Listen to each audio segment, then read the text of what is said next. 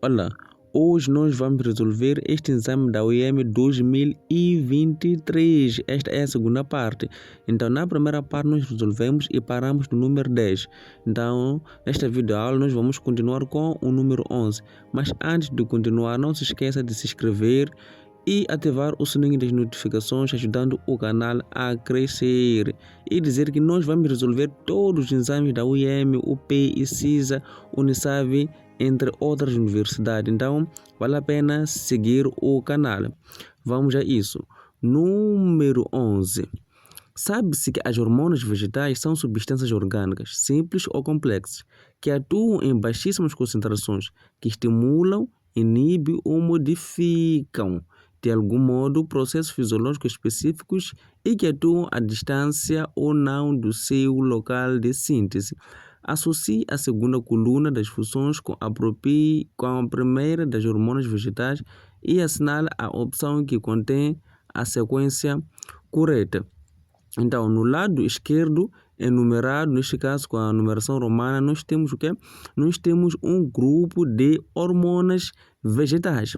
Então, do lado direito, nós temos as suas funções. Então, temos que relacionar essas duas componentes, a hormona e a sua função. Então, para poder resolver esse tipo de questões, nós temos que conhecer as funções de cada hormona vegetal para podermos fazer essa relação. Então, sem mais demora, vamos ver as funções dessas hormonas citadas aqui no exame. Então, vamos continuar vendo as funções de algumas hormonas vegetais colocadas aqui no quadro. Lembrando que no direito nós temos as funções e no esquerdo nós temos as hormonas. Então, como primeira coisa, nós temos a auxina. Qual seria a função da auxina? A auxina tem a função de dar o alongamento celular, ou seja, o crescimento do caule. É a auxina que faz com que o caule se alongue ou cresça.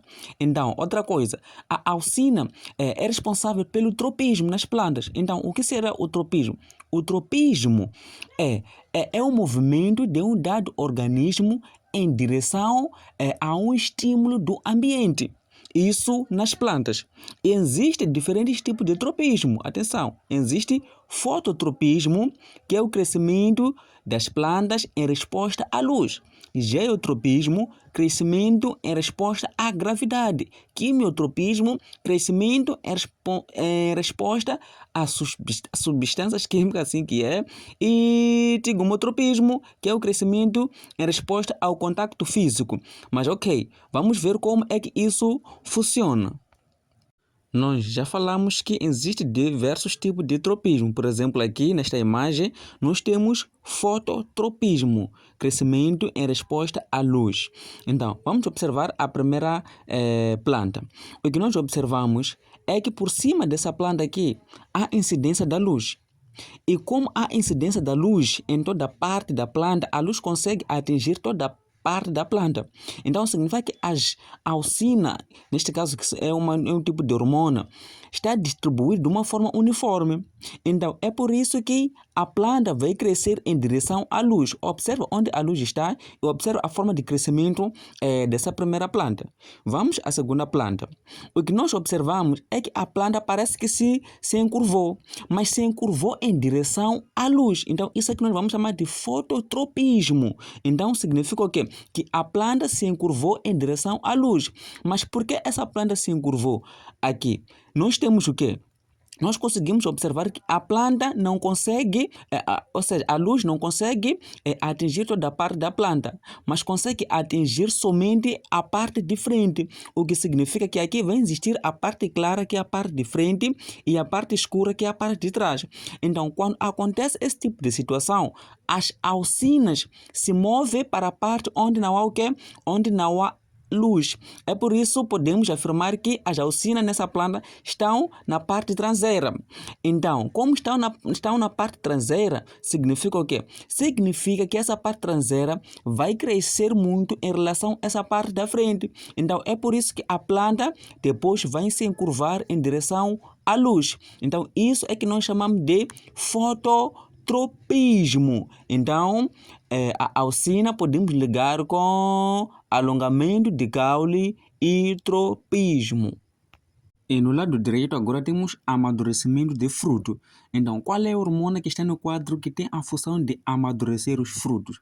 Então, neste caso, a hormona que é responsável por dar o amadurecimento dos frutos é o etileno. Então, vamos ligar o etileno, o 4, com o amadurecimento dos frutos.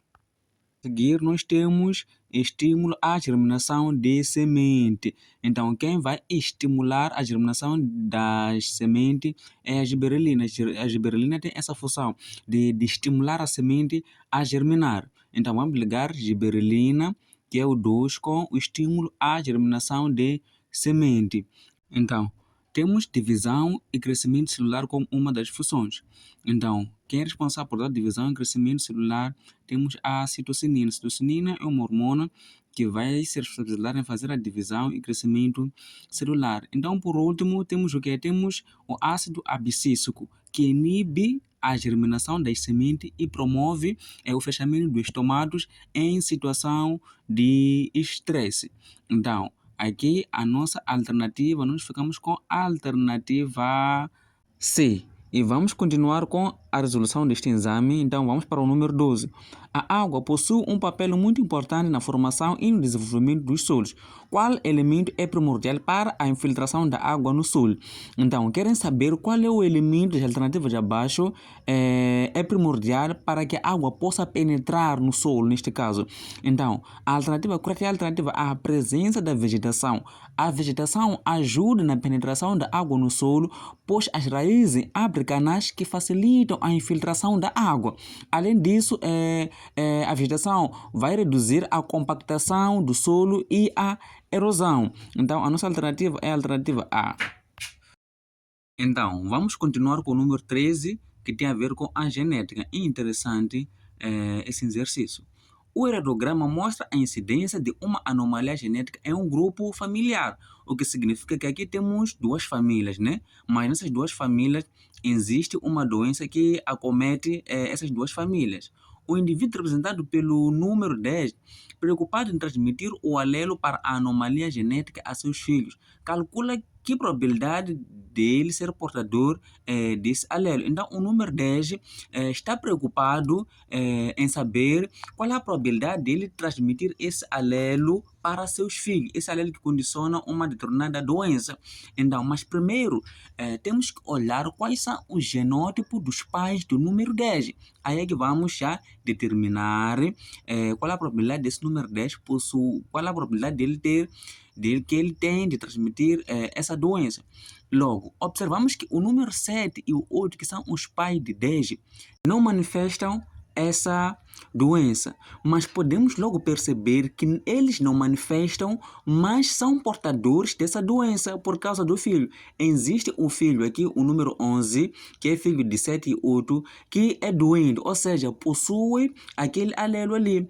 Pois podemos perceber que esse alelo só se manifesta em dose dupla, em dose dupla, neste caso, que é recessivo. Então, o 7 e o 8 logo são heterozigóticos. Então, agora vamos ver qual é a probabilidade do número 10 transmitir esse alelo para seus filhos. Quando nós vamos fazer o cruzamento, iremos perceber que temos heterozigótico do pai e temos o heterozigótico da mãe. Quando nós fazemos o primeiro cruzamento, temos azão e anzinho. Quando nós fazemos o segundo cruzamento, temos azão e anzinho, que é heterozigótico. Quando fazemos o terceiro cruzamento, temos azão e anzinho, que é heterozigótico. E quando vamos fazer o quarto cruzamento, nós vamos ter o anzinho e anzinho, que é este indivíduo aqui de 11. Então, logo o que vamos fazer? Vamos descartar, pois o número 10 não aparenta ser portador dessa doença. Então, logo vamos descartar o anzão e o anzinho. Então, ficamos com 3 probabilidades. Então, temos o anzão, anzinho, anzão e anzinho. Então, a probabilidade desse indivíduo dele transmitir esse alelo é de 50%. Pois o quê? Pois nós não sabemos se esse indivíduo é anzão, anzinho ou anzão. Então, logo nós vamos ficar com o quê? Vamos ficar com 50%. Então, a probabilidade dele transmitir essa doença é de 50%. 14. A mutação genética difere da recomendação genética, pois Alternativa B. Enquanto a mutação corresponde a uma mudança hereditária do DNA, a recomendação se dá pela mistura dos genes dos seres da mesma espécie, pois nós sabemos que a mutação é alteração ou modificação espontânea ou induzida na sequência de DNA, enquanto a recomendação genética é a mistura do gene durante a reprodução, que vai se dar pela meiose e a fecundação. Então, a nossa alternativa aqui é a alternativa B. Número 15.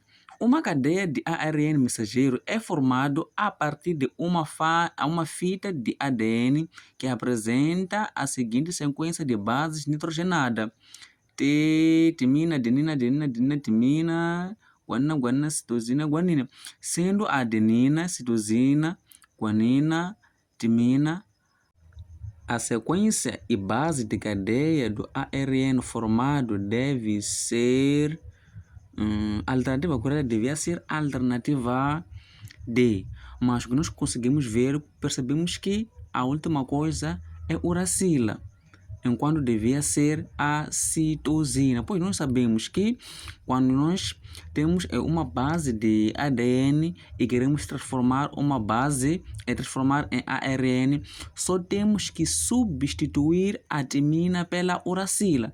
Então, a alternativa D, a sequência é correspondente, mas a última base, neste caso, que é a uracila, não devia estar, devia ser a citosina. Então, aqui não consigo achar a resposta correta. Todas as alternativas estão erradas. Então, 16. Existem várias evidências que sustentam o fato de que a evolução aconteceu e acontece nos dias atuais. Dentre elas, podemos citar os fósseis, que são restos ou vestígios preservados da existência de organismos que viveram no passado. A respeito dos fósseis, marca a alternativa incorreta. A alternativa incorreta é a alternativa B. Através dos fósseis, é possível observar claramente a evolução de cada espécie, pois não há falha no registro fóssil. Logo, está errado. No registro fóssil há falha. Há falha, sim. Está incorreto dizer que nos registros fósseis não há falha. Não há... A alternativa incorreta é a alternativa B. 17. Marque a alternativa que indica corretamente o nome do processo que é desencadeado por um aumento de nutrientes no ambiente aquático, levando a um aumento excessivo de organismos como cianobactéria e algas, o que pode provocar a redução do oxigênio na água e morte de várias espécies. Então, a alternativa correta aí que estamos à procura é C, magnificação trófica. O que é isso aí, magnificação trófica? É o acúmulo progressivo de substâncias tóxicas nos níveis tróficos mais altos da cadeia alimentar. E quanto mais alto o organismo está na cadeia, mais toxina ele acumula. Então, nós vamos ter a alternativa C como alternativa correta. Número 18.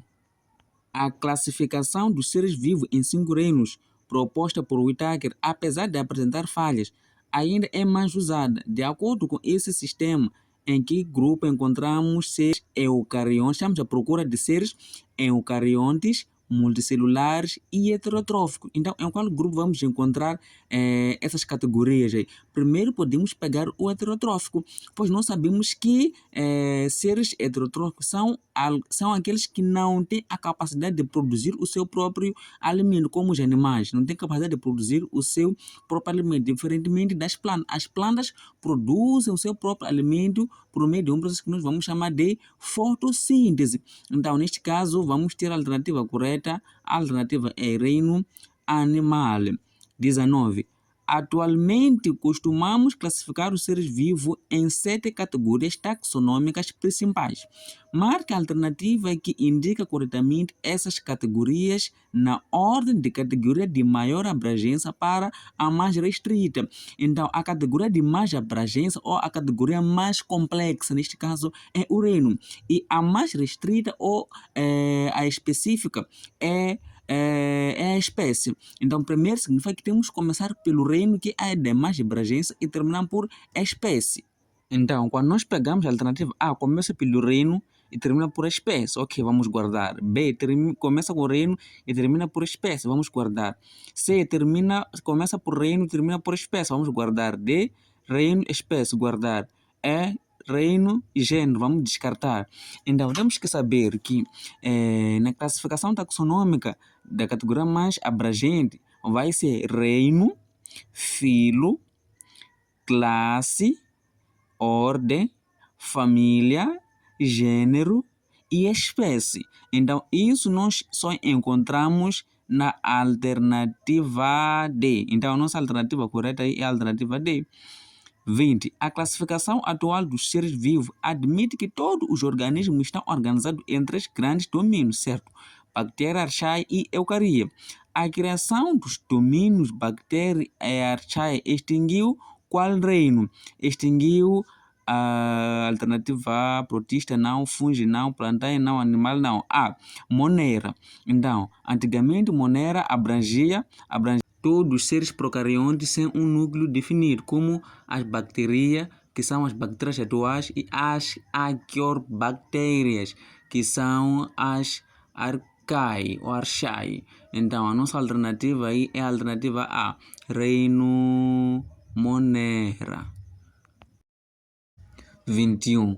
O reino animal abrange uma grande quantidade de organismos, sendo alguns extremamente diferentes. Todos esses seres, no entanto, apresentam 3 características em comum: a presença de notocorda, fendas branquiais e tubo nervoso. Então, ficamos com a alternativa A.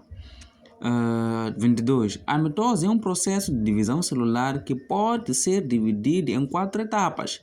Marque a alternativa que indica corretamente as etapas e a sequência correta em que elas ocorrem. Então, eu já dei aula sobre como memorizar as etapas da mitose, tanto da meiose. Então, se quer saber como memorizar, não esquecer mais, é só ir assistir alguns vídeos meus que estão aqui no canal.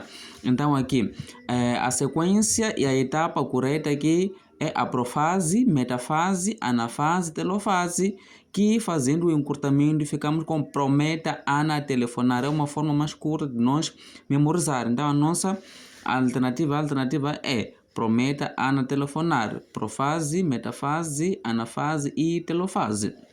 23. Sobre o processo de respiração anaeróbica, marca a alternativa incorreta. A alternativa incorreta é a alternativa D.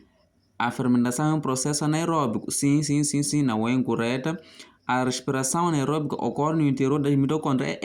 A respiração anaeróbica ocorre no interior das mitocôndrias. Não, a respiração anaeróbica não ocorre no interior das mitocôndrias, mas no citoplasma. Então, o que ocorre nas mitocôndrias é a respiração aeróbica. Atenção, existe respiração anaeróbica e respiração aeróbica. Então, o que vai acontecer, a respiração que vai acontecer nas mitocôndrias é aeróbica, não anaeróbica. A anaeróbica acontece no citoplasma. Existem algumas células que não possuem as mitocôndrias, como os eritrócitos, não possuem mitocôndrias, mas geram o ATP por um processo chamado de fermentação ou respiração anaeróbica. Então, aí vai acontecer no citoplasma, assim como existem alguns organismos que não possuem mitocôndria, mas vão gerar o ATP. Então, isso vai acontecer no citoplasma. 24. A respiração aeróbica pode ser dividida em 3 fases, denominada glicólise, ciclo de Krebs e cadeia respiratória. Quanto aos locais da célula onde essas fases ocorrem, pode-se afirmar que a glicose, o ciclo de Krebs e a cadeia respiratória ocorrem no interior das mitocôndrias. Não está correto. A glicose ocorre no citoplasma. Apenas a glicose e o ciclo de Krebs ocorrem no interior das mitocôndrias. Não, já dissemos que a glicose ocorre no citoplasma. Apenas o ciclo de Krebs e a cadeia respiratória ocorre no interior das mitocôndrias. Ok, está correto. D. Apenas a glicólise, logo está errado, ocorre no interior das mitocôndrias. Está errado. Apenas a cadeia respiratória ocorre no interior das mitocôndrias. Vamos ver o esquema a seguir. Aqui nós temos um esquema, de uma célula. O que nós podemos observar é que temos a glicólise, e temos ciclo de Krebs e temos cadeia respiratória ou fosforilação oxidativa. O que nós observamos é que a glicólise está fora da mitocôndria. Observe a mitocôndria. Está fora da mitocôndria. Então, o processo da glicólise acontece no citoplasma da célula. Então, o que nós vamos observar depois é que dentro da mitocôndria é onde vai acontecer o ciclo de Krebs e a fosforilação oxidativa ou cadeia respiratória. Então, glicólise acontece no citoplasma, ciclo de Krebs acontece, matriz mitocondrial e cadeia respiratória, cristas mitocondriais. Vamos para o número 24. Então, 25. No esquema da membrana plasmática abaixo, a sequência que preenche corretamente os espaços numerados de 1 a 5 é. Então, nós temos que procurar a alternativa correspondente aqui, os nomes dos números aí em cima dessa membrana plasmática. Mas aqui não vamos nos alongar muito, vou colocar uma imagem aqui ao lado e como o TPC você vai dizer qual é a alternativa correta. Temos aí uma membrana plasmática já enumerada toda ela. Então, ao lado esquerdo nós temos aquela nossa figura do exame que não está preenchida, ainda está-se à procura de respostas. Então, vamos a isso. Qual é a alternativa correta? Se baseando nesta imagem abaixo. Comente aí embaixo, quero ver se acerta. E depois eu vou comentar qual é a alternativa correta. Então, o vídeo se alongou muito porque eu tinha que explicar passo a passo. Então, valeu a pena ter visto o vídeo até o final. Possivelmente este é o melhor canal com resolução passo a passo, detalhe por detalhe, que você vai encontrar aqui na YouTube com resolução dos exames de admissão. Então segue a página para mais vídeos que estão por vir, pois esta é a segunda parte, falta a terceira parte. Então siga o canal, comente, coloque o like neste vídeo para que eu possa estar motivado em fazer outros vídeos. Eu sou o professor Rafael, professor de biologia, então vou resolver ainda outros exames. Até no outro vídeo. Tchauzinho.